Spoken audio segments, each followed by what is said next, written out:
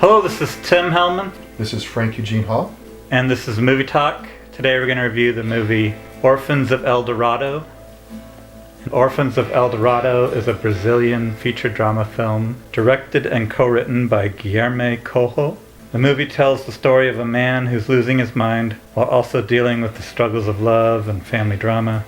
It was adapted from the novel of the same name by Milton Hatoum. The film stars Daniel de Oliveira and Dira Pais. We saw the feature at the 2016 Portland Film Festival. What did you think?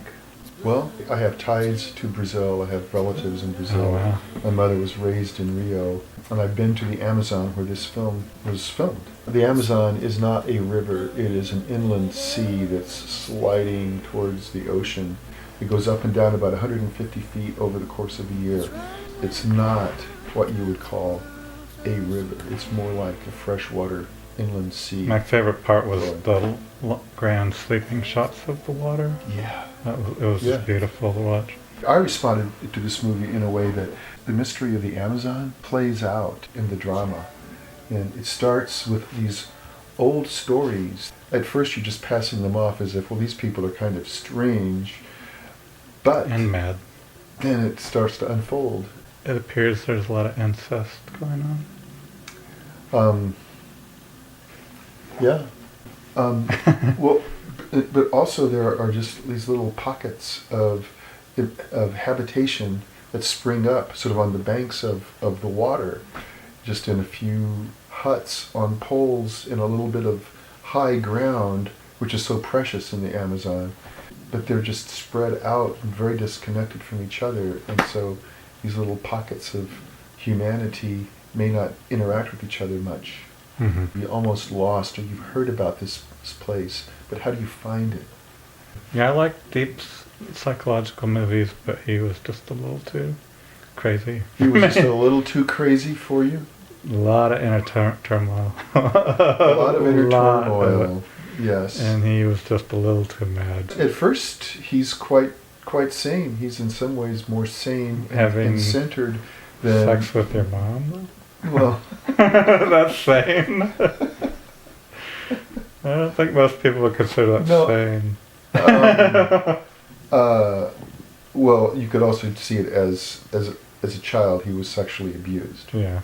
Okay, I mean, but the point I was responding to is that he is, in some ways, has the clearest view of who he is and what he stands for and how he has rejected his upbringing, and he's swept into what he didn't want to be, and he becomes, in some ways, mad, chasing this vision of what he hopes to find, and then the discovery of what it is that he's been chasing. I'm always chasing a vision, and I feel like I'm going mad, but not quite to that extent. Yeah, so didn't you relate to the... I could, but not... You didn't want to... I would never want to have sex with my mom. Okay. And, okay. And I don't think I could just go out under the river and just go mad for several years. Well, that wasn't his goal, to go out on the river and go mad, but he went out pursuing what was the most important thing in his life. I did like the performances. They were very convincing. The characters were not likable, though. It's because they were so convincing. Really? It's like, I don't like that. I don't like that person. I think it was good acting, good writing. I'd say good videography. Good directing and cinematography, for sure. Yeah. The writing. Yeah. But I'd give it 4 out of 5. 4 stars. I see. Even though you really don't like some of those characters. But I just loved the visuals. But it was so beautiful to watch. Yeah. I'd give the movie a 4.5. It is rich. It's worth seeing. It leaves you with some questions that are not going to be answered the first screening. Part of my problem is I sometimes can't keep up with the subtitles if they speak really quickly and stuff. And if you're also trying to look at what's going on, they change so fast that you can't read it all. Yeah, there's some of that. I think for me, the reason that I had questions at the end was, I wonder if it was intentional.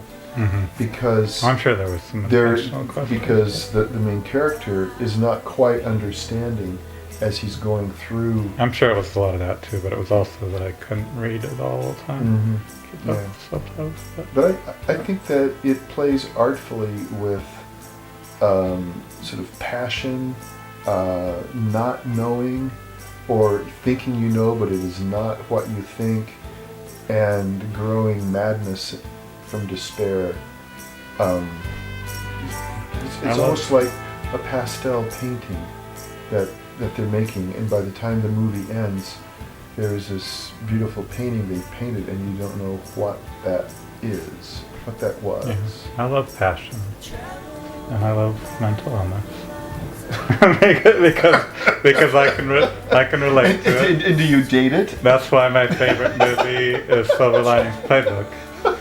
But I did not like his mental illness. I like certain types of mental illness. I didn't see him as mentally ill until he gave up. Have you ever wanted to have sex with your mom?